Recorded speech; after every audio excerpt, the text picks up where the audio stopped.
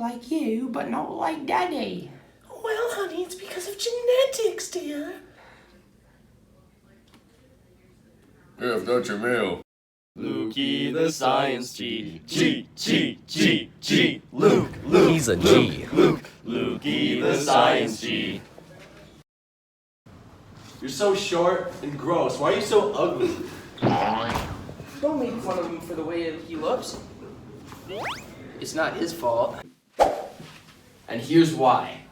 Parents pass on their traits or characteristics to their offspring through genes. Genes are blueprints for traits an organism displays. Traits such as hair color, spikes, feathers, and so on.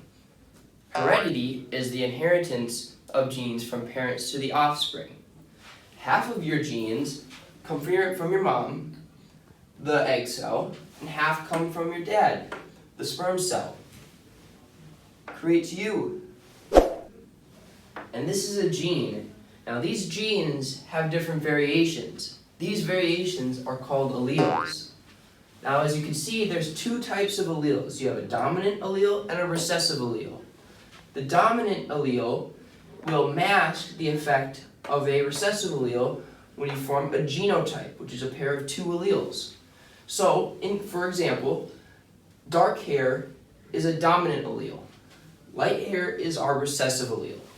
So, when we combine these two, we get a heterozygous genotype. Now, this dominant allele will mask the effect of this recessive allele, and this genotype will give you black or dark hair. Now, this homozygous dominant genotype will also give you dark hair. Now, in the case of a homozygous recessive genotype, with having two recessive alleles, both will present and will give you light hair. So scientists use heredity to pass on desired traits through selective breeding. So as we can see, this is a perfectly good banana. This right here, not so good. It's a little mushy. So scientists use selective breeding to create more good bananas, right? So what we're gonna do is they take two good bananas, and by combining these good banana genes, we are going to create another good banana. And that's going to be their offspring. Now, we don't want bad bananas, so selective breeding allows scientists to take desired traits, such as the good banana, and combine them to make more good bananas, which is more desirable for people to eat, because people don't want to eat bad bananas. But I like bad bananas. Shut up.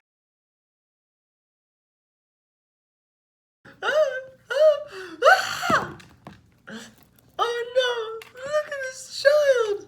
It's beautiful. Please kill me.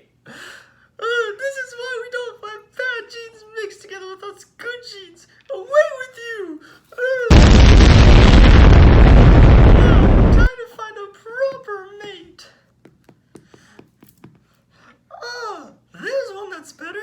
He might not be as dashing as me, but he will suit well. Come here with you. Wait, hold up. I didn't ask for this.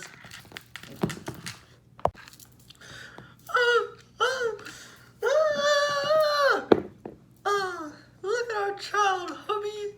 It is beautiful, just like us. Yeah, sure. It's beautiful because we both had good genes, which means our child also has good genes. It looks like a newly born flower. Hooray! Isn't it beautiful? So why does this child look the way he does? Well, you also may be wondering, how do we create these genotypes that I was just talking about? Well, biologists use something called a Punnett square. Now, like we talked about, we have a dominant allele and we have a recessive allele.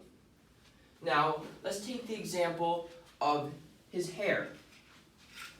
The A, or this dominant allele, is going to code for the black hair.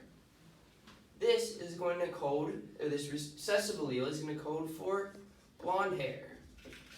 Now, James's parents are heterozygous, meaning they have both a dominant allele and a recessive allele. Now, both his mom and his dad are heterozygous. Now, to create this Punnett square, we're going to take one allele from mom and one allele from dad, and we're going to combine them. So right here we have dominant and dominant. This is going to create our homozygous dominant genotype. Now for this right here, we're going to take this recessive allele from dad and dominant allele from mom, and it's going to give us a heterozygous genotype. And same with this one. Now for this square, we have a recessive allele for mom and a recessive allele for dad. This is going to give us our homozygous recessive genotype.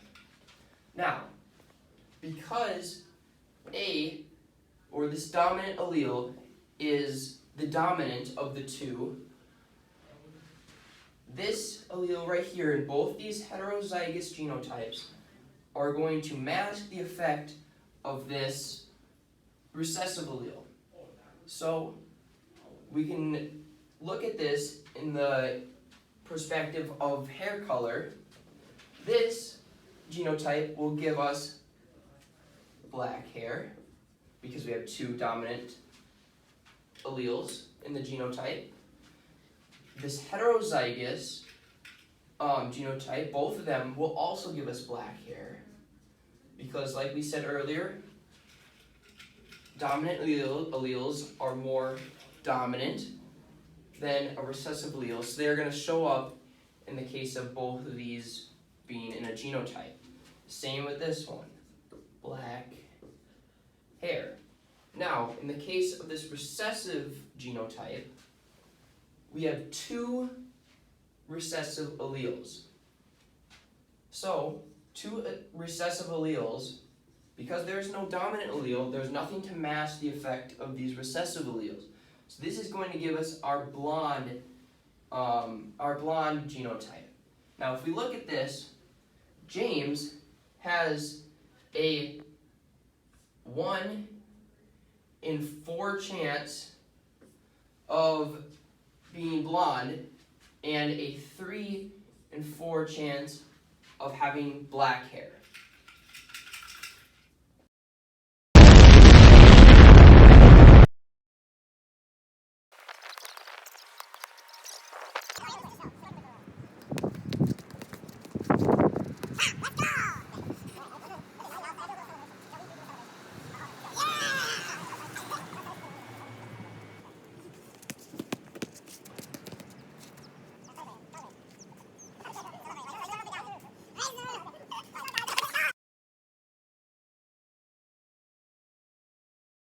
Warning.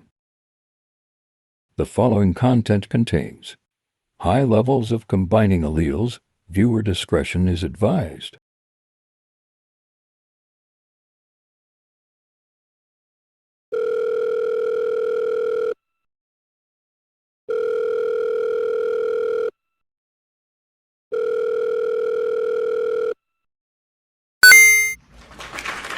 Thank you. You can hold the applause.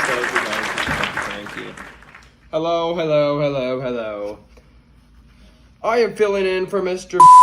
tonight.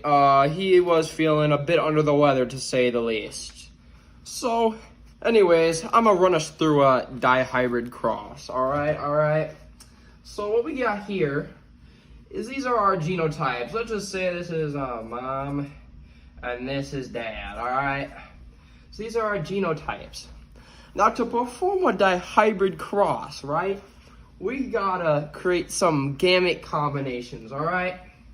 So how we're gonna do this, right, is this side, let's just dedicate this side to mom, And then we're gonna dedicate this side to Dad.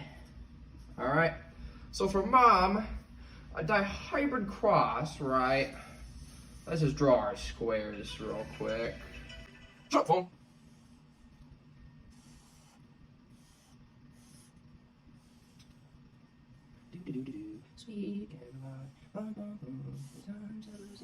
All right, we're back. Sorry about that.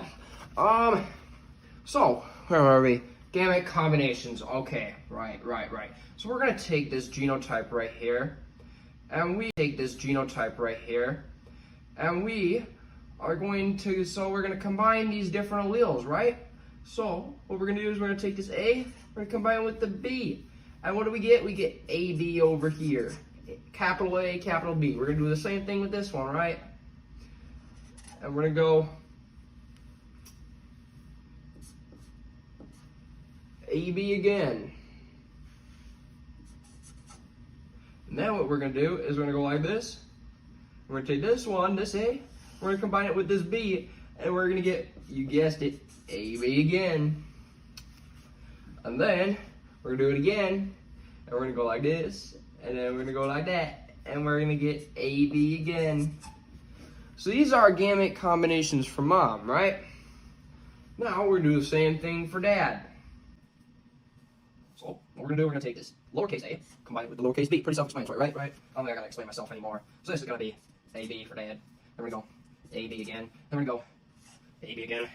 And then where am I? Okay. We're gonna go bada boom, AB again. I'm so sorry. I'm just so famous. Everyone's texting me right now. Just it's that time of night. Anyways, we're gonna perform this dihybrid cross, all right? So, you saw us perform the monohybrid cross with the 4-square monohybrid Punnett square. Now, mono equals 1, di means 2. So, this dihybrid cross, we're going to have a cross between 2 different traits, right? So that means we have now 4 Punnett squares to perform. So, might as well just get to it, all right, I guess. We're gonna combine these two, just like we did with the other one, just like Mr. Nye told us. We're gonna go A, B, B. Get to it, all right, I guess. We're gonna combine these two, just like we did with the other one, just like Mr. Nye told us. We're gonna go A, B, B. Then we're gonna go A, B, B. And we're gonna go A, B, B. And then we're gonna do the same thing. We're gonna go A, B, B. A, B, B. Wise man said, only fools rushing. Oh, freak. Falling in love with you. La la la, la la la. See what I'm getting right? You see what I'm going right here? People are right.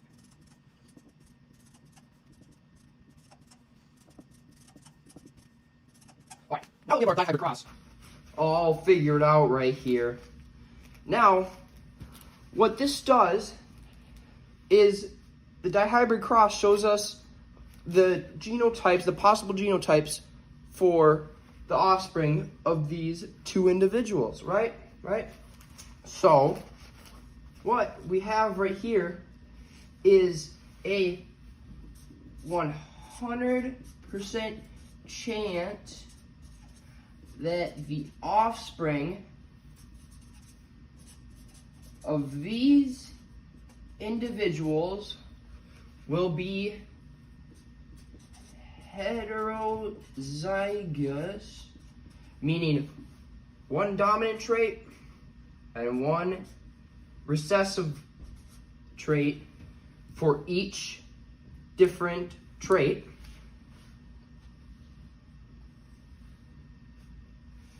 And yeah, that's kind of all I got. Genes are a wonderful thing. They make up who we are. They can make you blonde or ugly, or blunt or short, or blonde or hairy. It's rad. So listen up, here's the thing we learned about Punnett squares. We made a cross and combined them one letters at a time. Dominant traits are showing, recessive traits are going. Unless we get two, then those things are glowing. Punnett squares help biologists explain heredity, passing of traits from parents to the offspring, which is why this man's so